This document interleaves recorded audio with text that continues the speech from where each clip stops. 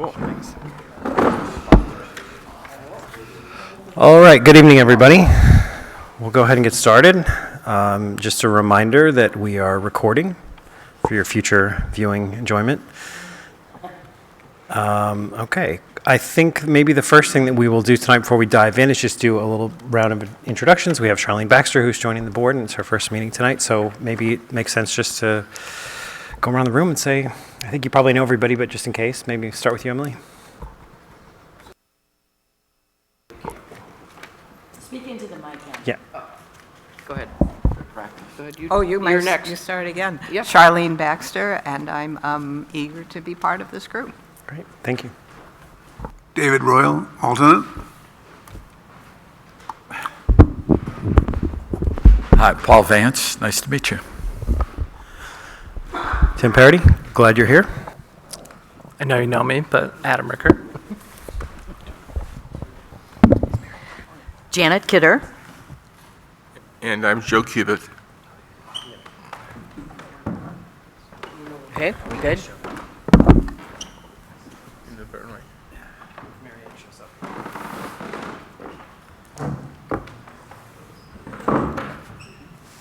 All right, so thanks for that.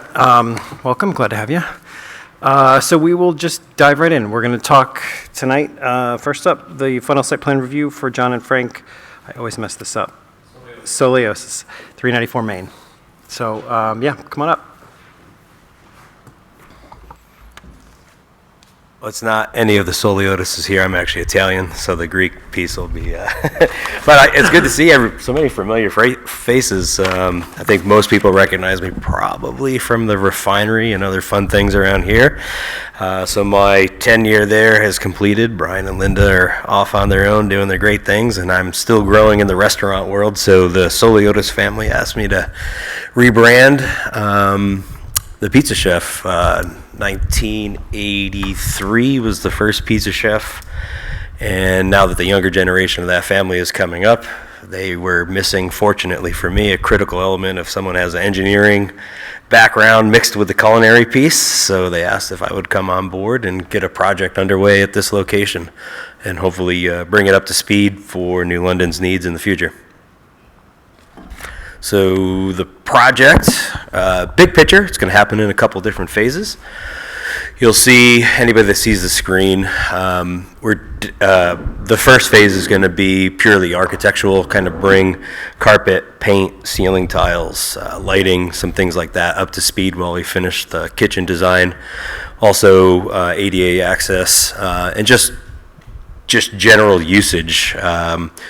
It's going to stay fast casual. We're definitely going to implement some technology and things like that, online ordering and all that fun stuff that's coming into the future that we know is going to happen. We're going to introduce a draft beer system, not a full bar, but to get started with some draft beer, maybe some box wines. The liquor license already exists. So it's basically to bring the facility up to what everybody already recognizes it as. It's that place that after the game, all the kids are coming over and grabbing that pizza. We're also going to introduce some more of an upscale sandwich, burger, options that you're going to see more in line as if you travel to a Boston sandwich shop. So we're going to bring some of those elements here. So yeah, so that's basically it. I did want to clarify that in the text it does show 36 seats. That's because in the future when we do additional phasing, you'll see to the right-hand side of the drawings, which is actually the Sunapee side, we want to create another outdoor seating area. What that's going to do is allow us to open up that view to Sunapee, but then introduce those outside elements of dining that everybody loved. I guess one of the positive things that came out of COVID was everybody realized it was really nice to eat outside. So we want to introduce that to this restaurant. There's already outdoor seating, but we want to make it so that it's more usable, more user-friendly. So the seating will stay the same. Actually talked to the guys at the fire department about that, but the first phase of the renovation will actually make it more efficient by reducing the seats inside, and we'll save the occupancy for when we go to the next phase and introduce the seats back in outside.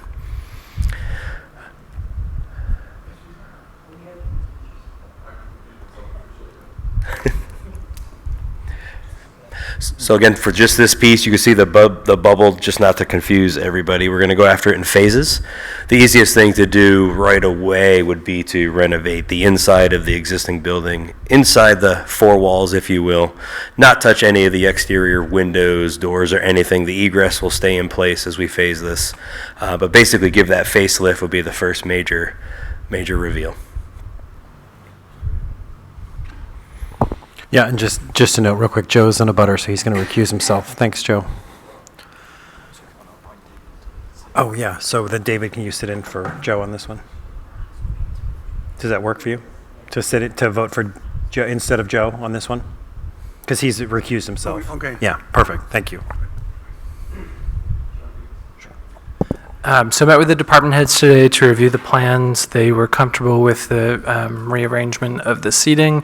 The one note, and it's obviously not a part of this application, but with the exterior coming down the line, they mentioned that the sewer line is very close to the corner that's dog-eared, and in fact they thought that it was dog-eared to avoid the sewer line originally. Okay. So they just wanted to make sure that you were aware of that preemptively, so that if there was any plan for needing to excavate for posts or anything for a roof structure, that you likely can't do that there without hitting a sewer line. We'll definitely get DigSafe out there and look at some as-built information. I do know that obviously the sewer manhole is out back with the adjacent property owner, and they were going to be dressing some of that area up. In the future, there is a propane tank in that close proximity, and it has to be 25 feet to the nearest structure, so that will be hopscotching down the hill a little bit, but thank you for that. We'll take that into consideration. Other than that, the department heads did not have any other comments. I did receive one inquiry from an abutter on Barrett Road that was really just curious if this included any exterior changes, because I guess they've had some periods when there were some people in the lower parking lot that were staying there for extended periods of time.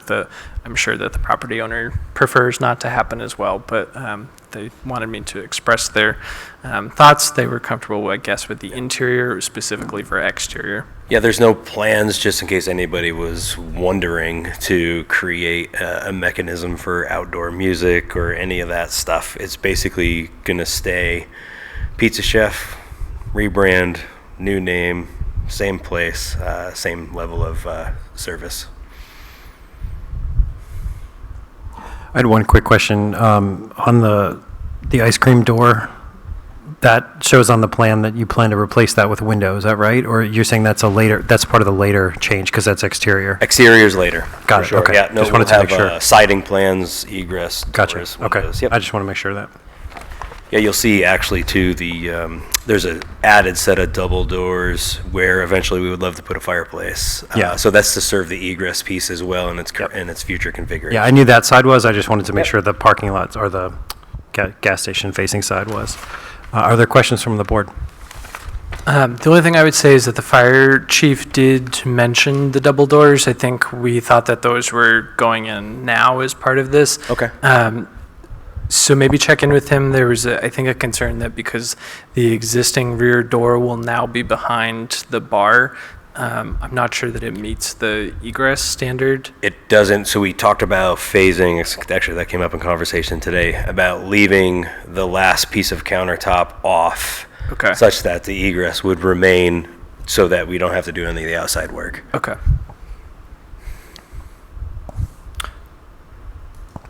Yes, or are there questions from the board? David, you have a question? Yes.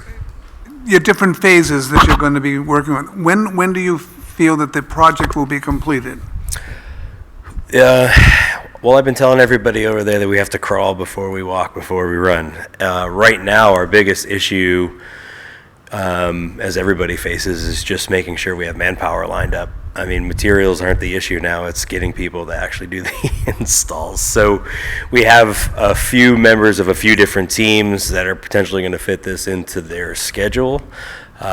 We have some availability starting, next month after we get permitting with the state and make sure all that communication is complete. But we're hoping that once we get started, that the next piece of major work may happen in the fall with the outdoor items when it's a little bit slower. We want to keep the cash flow of the business rolling. It only makes sense, and we don't want to interrupt service for the rest of the town either. So, and plus with the water line work going on, it's been very busy around town. So, we'll stick with the major work this fall. We're hoping a year, just over a year, maybe by the next summer, have everything completed. But I'm actually actively going through right now. Another phase would be the kitchen standalone, working very diligently and on the next phase for some of the exterior stuff. The big square block in the kitchen is actually a walk-in cooler. It's antiquated. It needs to get out of there. Yep, right there. So on the next exterior plan, talk to a surveyor. Everything is good. We'll be putting the cooler, walk-in cooler on the outside connected to the building. Therefore, it's going to free up kitchen space for a nice modern kitchen. So again, availability, it's, walk-in coolers and stuff are now, I don't know, they're only a couple months, but if we can get everything rolling, it's just going to be a matter of lead time and workers. So hopefully a year and a half. So I have one more question. Your ice cream Yes, sir. parlor, is that going to be open into the restaurant, or is that still going to be a separate kind of closure? It will be opened into the restaurant. With the rebranding, what you're looking at is a restaurant ice cream component where when the families come in, it's like that little bit for everybody kind of deal. Like if people wanted the dessert or a coffee or an ice cream, that would be, on our left-hand side of the drawing. All our other foods would be on the right. Point of sale systems would be, communicating with each other so that it acts as one restaurant with two unique identities to help with that speed of service type thing. I have one more question, please. So I know that you're not doing much to the exterior, but the pizza chef, John, owns Alley Oops too, I believe. Is that Correct. correct? So is there going to be something between the Alley Oops and the restaurant right now? There's some stairs going up in the back. Is that you're going to make that a little bit more attractive as people drive in? Yeah, so that's where the walk-in is proposed to go, that's in there, and we would actually just create a visual distraction where you have the high piece of what originally framed as the entrance. It catches your eye. That's where the handicap entrance is now. You actually have to go underneath that hip roof, and it's kind of awkward. So we're going to move the front to be more welcoming where everybody currently comes in. Okay. But that's in the next piece. Yeah. So just one more question. So as you do these phases and phase in, so I would hope that, I'm joking now, the price stays the same and it's not going to go up as per phase. Is that correct? Yeah, I think the microphone's cutting out here. No, I'm just kidding. No, we are looking to definitely introduce some different elements that I think people are going to be very happy with. That I think this area is going to be in love with. So, you're welcome. Thanks, David. Other questions? Yeah. I don't think I was paying attention, but did you say that it was going to continue to be branded as Pizza Chef? It will go. There will be a name change. The family feels that with a new time, it could use a new name. If you know or not, also the Soliotis family at one time had probably almost 20 restaurants branded Pizza Chef. Those have all actually been over the years kind of either sold off or under different operation with the same trade name. So to create a unique identity and to also help with other state licensing, it's actually good to just carve that away and move on. So, but yeah, no, I mean, we're always looking for names. Dave, you're good at that. If you want to give us a new name, we could. Excellent. Other questions from the board?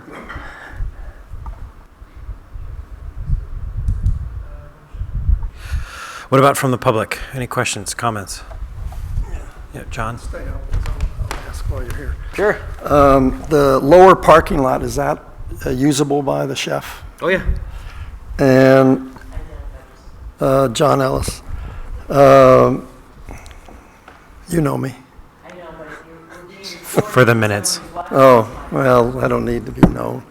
The other question I had was on the schematic to the right. Sure. Are you allowed to, and maybe it's an Adam question, eventually, assuming that the rebranding brings in more business, are you allowed to include that as part of a permanent building? That is the outdoor section? Yeah, so this is the new roof-covered outdoor patio? Yeah. So we will, under the next phase, be going through planning, zoning, all the required steps to actually do the exterior work. Okay, Yep. so that eventually the outdoor could become indoor also?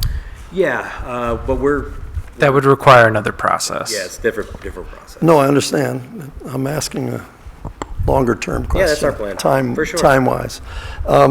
And I didn't know, sometimes it's closed on Sundays. Yes. Is there any chance of having it open on Sundays? We're so lucky, knock on wood, with the staffing that we have. We definitely want to look at least opening Monday right now. And I would love to open 8 days a week as somebody that runs a business. Yeah. But one of the things that, I guess is going to spur a whole different conversation. Sunday is one of those days that I think really should be reserved. If there's a family element, a church element, Yep. there's a lot of people that are really getting back into that groove, and it would be really nice for everybody to partake in that. Yep. So we've thrown it around, but right now there's no Sunday. All right, just a thought. If you need something, I'll come cook it for you. How's that? Okay. That sounds like a good deal. I need one of them bikes, that's all. Right, no, we're going to start that on the 19th of July. All right. Okay, and then the last one, how many seats, or where it says pizza restaurant, there's, how many seats there on that side? Where it says pizza restaurant in the center section? Yeah, so it's 4 times 6 just for right now. So you're going to Okay. be able to 24. We're 36. Our complete occupancy right now is 86, or 68, excuse me. And with the 36 seats shown right there, we have the 32 Delta, and that 32 would look to go in the new outdoor patio Okay. seating area. We don't To want to move it over increase there. overall occupancy. Okay, and then the construction starts in September? Or the- This construction, as soon as all the permits are in place, we want to get started. Okay, great. Thanks, good luck. Thanks, John. Thanks, AJ. Other questions from the public? All right, do you want to do finding of fact? Anyone have any menu requests before we get into that? Or so, finding of fact, fairly simple given the scope of the project, but there is no change in use. It will continue to be a restaurant. There is a surplus of parking given that the property owns and controls the lower parking lot, and that there is no planned change to the exterior with this application. And then I would recommend that if you are so inclined to make a motion of approval, that we condition the sign-off of the fire department with updated plans just to make sure that they understand that that door isn't going to be implemented, and then just including that the plan we have on file doesn't have the door here on the end of the counter, so that it shows that that's open, so that this remains an egress door. Once I have a meeting with Jay and Matthew, I'll do a little addendum if you want, and we can Okay. attach it. Yep. Thanks, Adam. Any other questions or comments from the board? Is there a motion with, that I'd like to include that condition that Adam talked about in terms of the fire department sign-off for those small changes? I move to approve the application as submitted with the condition that the counter not obstruct the other door as we've discussed. Second? Real quick, sorry, David, one sec. Just the other part of that condition is the doors as well, so it's both of those changes, Correct. not that just the counter. The end of the counter and the doors are a part of future phase. Right, okay. You still get a second? Okay, seconded, motion and seconded. All in favor? Aye. Aye. Any opposed or abstaining? Okay, thanks. Thanks, AJ. All set. Got some hungry planning board members. All right. You have an extra agenda. All right, next up, a conditional use permit for an ADU at the Volker property at 419 County Road. Hi, come on up, just introduce yourself and yeah, thanks. Cynthia Volker. So if you wouldn't mind just walking us through what you're hoping to do. I purchased the house about 1.5 years ago, and the downstairs was roughed in as a alternate living area, and I have no use for that, and I'm a nurse, and I'm always looking to provide, or to look for, to look for housing alternatives, because we use a lot of traveling nurses, and that they're there 13 weeks. They can extend to 6 months or longer, but it's a temporary situation. And it fit the bill. It has a large bedroom, a large living room, a bathroom. I put a little kitchenette in, and I've met with Adam several times about permitting requirements, and I think as of now, everything is in order. Okay, and the 940 square feet, is that correct? 940, yep. Yep. To go over department heads. So I met with the department heads to go over the application. The only concern that was brought up was from the fire chief just on these casement windows here. They just want to do an inspection to make sure that the width of the casement window meets the egress width for bedrooms. So they just asked that we make a condition that you set up a time with them to come do an inspection of the unit. So does it have to be, well, if they're casement windows, So the the whole, width of each casement window? just one of the openings. So the whole glass space has to open 5.2 square feet, I think, and then there's a minimum width to get to that, so that you can't have a 6-inch wide window that's Right. 12 feet tall. But so they just want to come over and measure and do the inspection. But other than that, there were no concerns. You've already done your driveway permit, and so for the planning board, when this was the dental office, right, is Yep. when there was the driveway down here. And so Cindy's gone through the driveway permit process to put this driveway back in so that the tenant will actually have its own driveway to go right in the door downstairs here. And the sewer, water, it's okay, provided I don't have to have a meter put in, and I'm just going to do an all-inclusive fee, so there won't be a meter charge.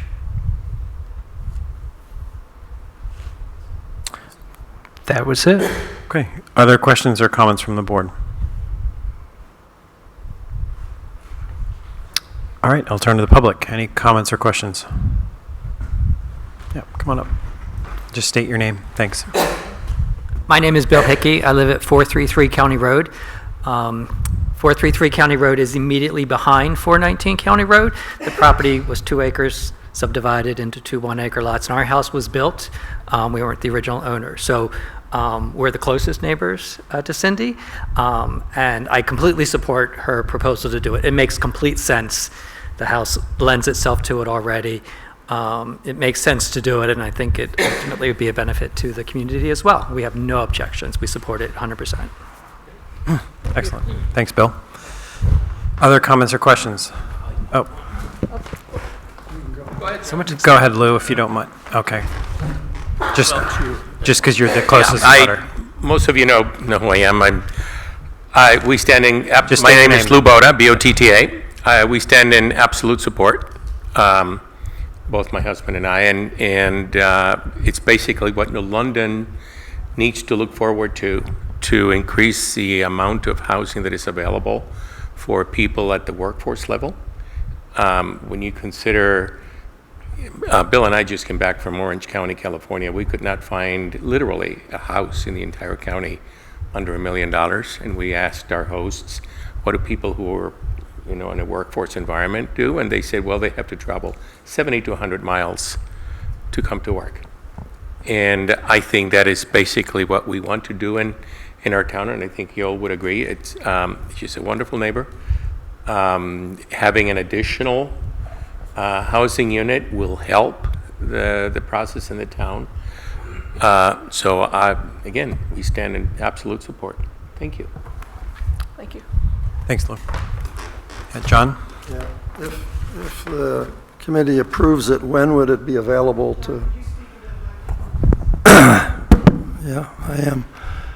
If this is approved, when would this be available to rent? I'm thinking July or August. Okay, Still have a few things to right, straighten out. finish Yeah, up, yeah. okay, great, thank you.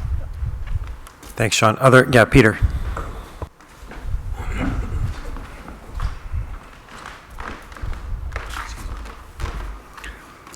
Peter Nichols. I am on the Housing Commission, but I'm not speaking for the commission now, but I am speaking with our care and need for housing.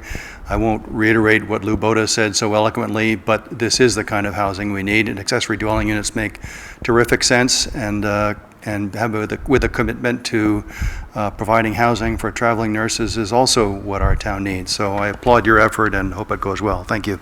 Thank you. Thanks, Peter. Other comments or questions from the public? Okay, turn it back to the board. Any questions, comments? You want to do finding of facts? Okay.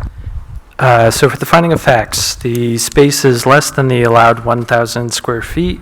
It is less than 2 bedrooms. It has the required parking.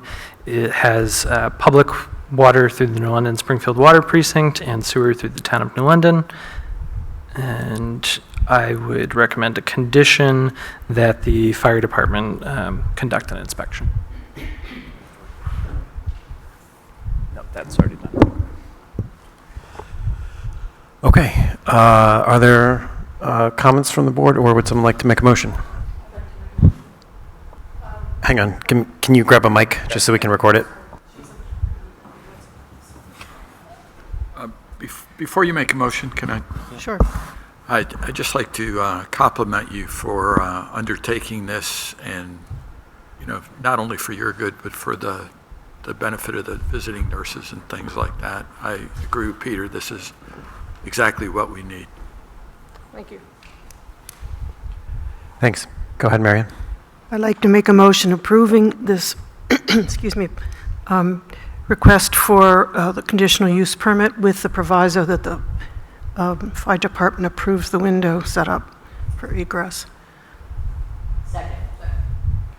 Great. Janet seconded. All in favor? Aye. Any opposed or abstaining? Okay, thank you.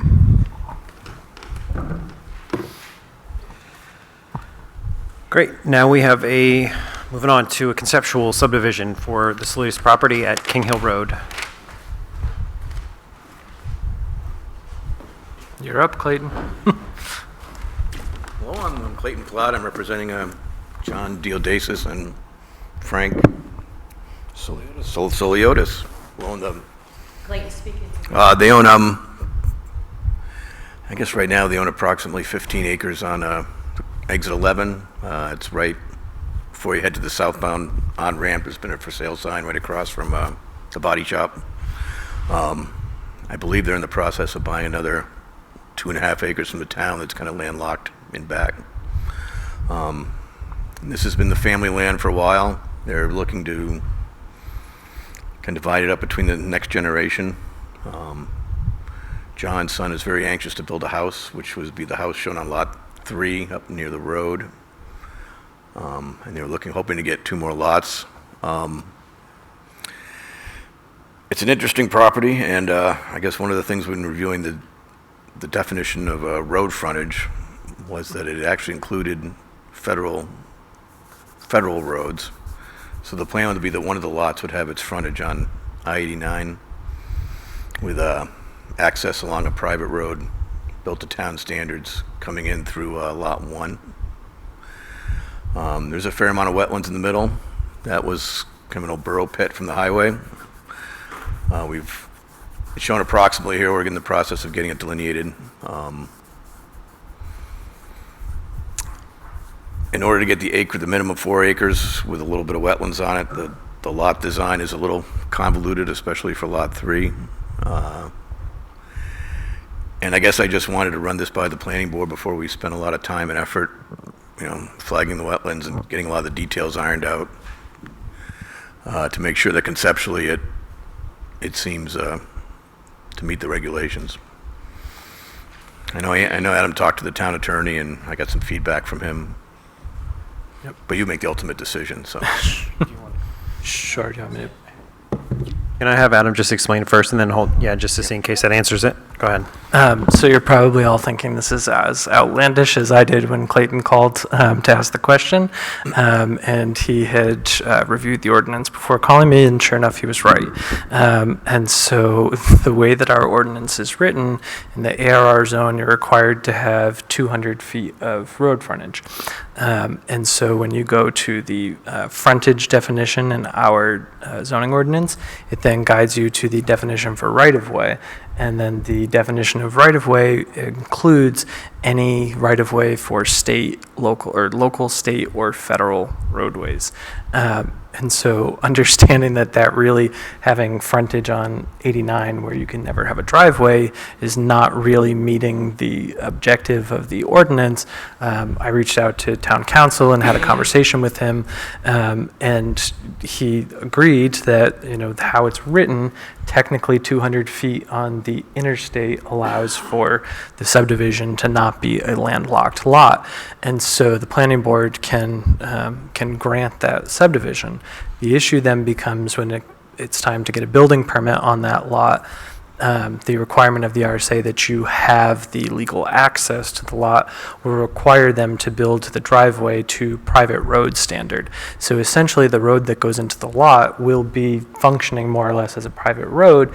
The difference here is that the 200 feet of frontage doesn't have to be along that section. So in fact, I don't know what it worked out to be on the other one. It was like 50 feet of frontage, right, Clayton? But this one's a little different. This configuration would have about 130 feet of road frontage on the private road at the turnaround. So while that's 70 feet deficient in what we would typically require on a private road, it has the 200 feet on Interstate 89. So we're effectively getting the same result by a private road being built to get into the lot. It's just not that frontage that is allowing them to meet the 200 feet requirement. Let me see if I understand this. Okay. Excuse me. The ordinance requires 200 feet of frontage. In order to divide these, they need access to the resulting lot, because it cannot be landlocked. However, in order to do so, to get into that lot, it's not going to be part of the road, it's not going to be access from the road frontage. Correct. It's going to have its own private road. Correct. And gee whiz, this 200 feet of road frontage sits here, has no bearing on this, but technically speaking, the requirements are met. Is that correct? Correct, and we would not be able to grant a building permit with just a simple driveway permit built to driveway standards. It's a higher test to build it to private road standard. And the difference would be what? Substantial. Lane width, driveways are one way. Shoulders and Correct. Yep. drainage And and- then the actual base construction and all of that. Who's responsible for plowing it? They, the property owners. Just what I'd ask. Yeah. The property Nicholas owners would is. be responsible for maintenance of the road, both summer maintenance and winter maintenance. Because it's a private road. Correct. Good questions, thank you. Other questions from the board? Go ahead, Paul. Is there a 4-to-1 ratio in New London? I can't remember if that's lot size. I know lot 3 would challenge that. Yeah, we'll have to take a look at that. I don't recall if there was or not, but. The other thing that I think we should chat with is the fire department for what kind of a turnaround they'll want to see at the end of a private road, just to make sure that they're obviously the Public Works won't need to weigh in on that because they won't be plowing it. But making sure that a fire truck could get turned around if it ended up there. Yeah, Paul? Yeah, I'm sorry, I probably am misinterpreting or not understanding the drawing, but I don't see a delineated access to lot 2. And the drawing that you're seeing on the meeting materials is, Clayton sent me this one right before the meeting started. So this one is slightly different than what's on the meeting materials. Oh, okay. He has Sorry some about that. revisions. There would be a short, I think, 200-foot private road. That would be it right there. And the turnaround would be part of Lot 2. And the rest of it would be on Lot 1. And there's already an existing, not that it's not going to be upgraded, but there already is an existing road that runs through there. That's kind of where it comes out.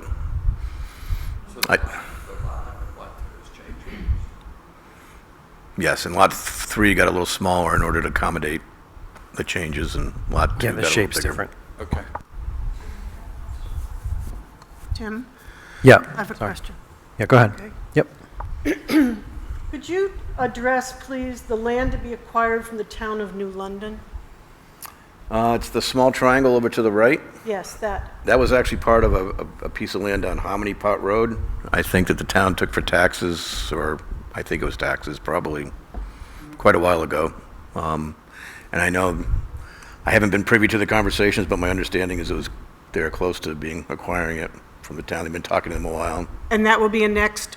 Yeah, that would all to be one lot subdivided. So that'll be Lot 2, part of Lot 2? Part of Lot 2 and a little bit of Part 1. It's Oh, it goes up, okay. yeah, it's a strange little piece of property because it got cut off by the highway. They took about half of it when they did the highway and kind of left it a little bit stranded. It also makes me wonder if we look at this, if that lot is able to be included in all of this, if we end up looking at it as a subdivision or a lot line adjustment, because technically it would be 3 lots and it would result in 3 lots. 50 or 60 years ago, there was a house on the upper left-hand corner on that property right there that's kind of delineated with a deed, and unfortunately they merged it, I think about 30 or 40 years ago, into one lot. So there was a house there already on Lot 3. In Lot 3? Well, right up across the road, there were actually 2 lots there at one time with a house, and And so what relevance does that have to this action? actually not much really, because they did get merged, but Okay. I did talk to the DOT. They haven't got a driveway permit yet, but they had they didn't see any problems. Okay. Janet had a question. How is the site distance right there? I mean, we've got the highway and we've got people coming in and going out, and it can be a little dicey in there. I don't think it's too bad because mostly people are heading, right up to the interstate. And that existing access they put in was actually put in by DOT when they did the interstate. They moved it. It would be in the middle of the bridge now, I think, and they moved it up to there. And So what? They're not always right, though. Yeah. Let's keep that in mind. Go ahead, I'm sorry. That's all right. So what is the elevation there compared to the rest of the area? I mean, Janet's question is a good one in terms of the site. it's actually very flat up to the whole front area. It does drop down into that low area that's wet, and it rises up a little bit as you get to the back corner.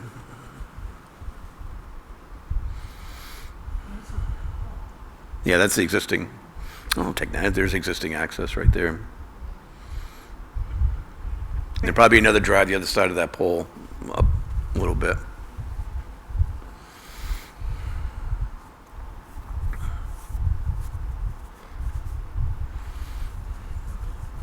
Okay. Are there other questions from the board? Again, this is conceptual, but just I'll ask, are there questions from the public on this?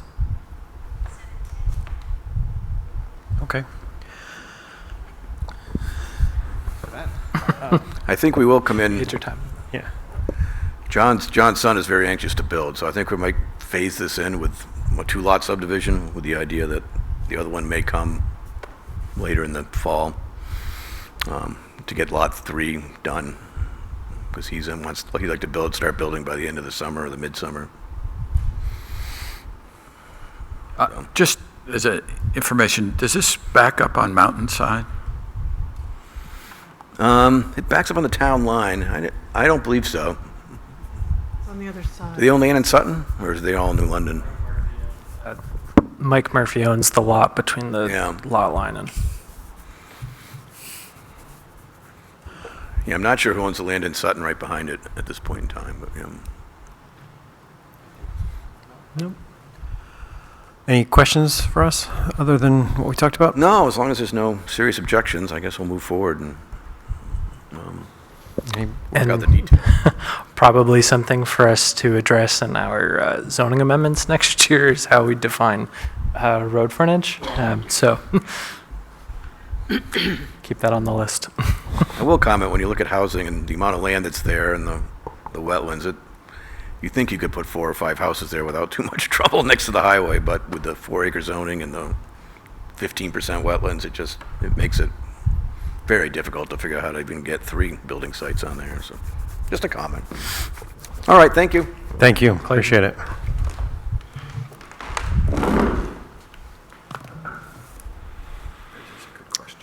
Yeah. Okay, so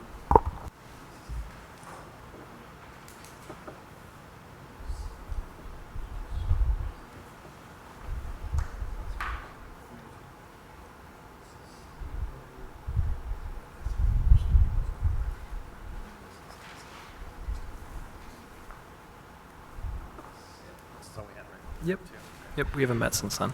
Yep, okay, and I'd read these, but I want to make sure. The only minutes that we have outstanding for approval are those of the April 23rd meeting. Is there a motion to accept the minutes as presented?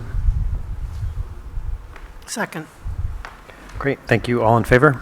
Aye. Okay, go back, jumping screens here, hang on. Too many tabs open. Okay, this is the public comment period of the meeting. If there's somebody who has a comment or question about something that's not on the agenda, this is your chance to sound off. Any questions, comments? Okay, anything from the board, anything else? Adam talks about minutes. So just remember that our next meeting is not for a month, because we only meet once a month in the summer, so it is Tuesday, July 25th. And then I realized once I got here tonight that June 25th, yes, sorry. No, you didn't just lose a month, sorry.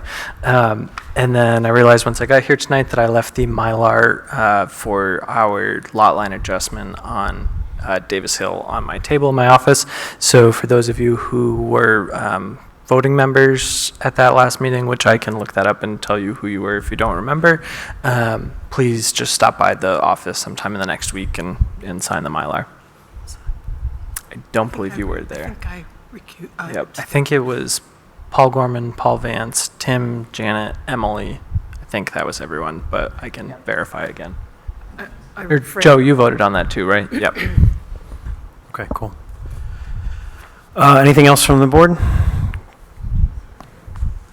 Anybody else? Yeah, Renee, come on up. Renee.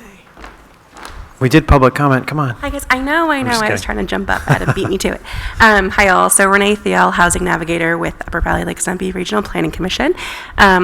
Just wanted to say also kudos on the home creation, that's awesome. So, and with that, there is a Home Creator Expo happening this Saturday, June 1st, at the Hartford Area Community Technical Center in Hartford, Vermont, but it will be kind of by state as well. We are doing some New Hampshire.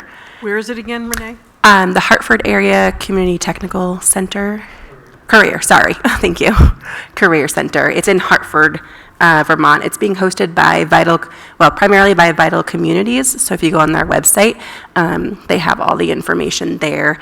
And I believe it's a 10 to 2 o'clock. Get my start times right, 10 a.m. to 2 p.m. And it's kind of, the agenda for it is, last year, if anyone was aware or went to it, they did kind of dual presentations happening at the same time. They did a morning and afternoon session. This year, we're doing just one straight session through, so everyone can kind of get a little piece of everything. And again, it's to kind of answer questions for people who are homeowners and want to create homes, such as like ADUs and or multi-units, and turn things into, reuse, adapt buildings. So super exciting. If you can come, we'd love to have you. I believe registration is still open for that. But then also to kind of piggyback off, we are hoping to also bring this to the Kearsarge region later this summer. So the idea is we'll have the Hartford, and then we're hoping to spin off and do a Kearsarge focus region as well for folks a little closer here to home, so don't have to travel so far. So stay tuned for that. Is there a registration fee? No, I believe it's free. Thank you. There's lots of events in June, and I'm like, which one? But I believe this one is free. So, yes, please check it out. And if you have any questions, feel free to give me a jingle. And so, yeah, there's lots happening in June. So I'll try to keep everyone updated too as well. But Appreciate it. thank you guys. Thanks, Renee. Thanks for the plug. The only other thing I was going to mention is we have another new member who couldn't be here tonight, but Aaron Maloney has been appointed an alternate as well. Aaron is a civil engineer, has lived in town for a few years, so I think we are now back to full board. Yep, thank you. I was going to mention that. That's helpful. Welcome, Charlene, again. Easy first meeting, which is good. So, yeah, exactly. Yeah, sometimes we go a little longer. Great. Is there a motion to adjourn?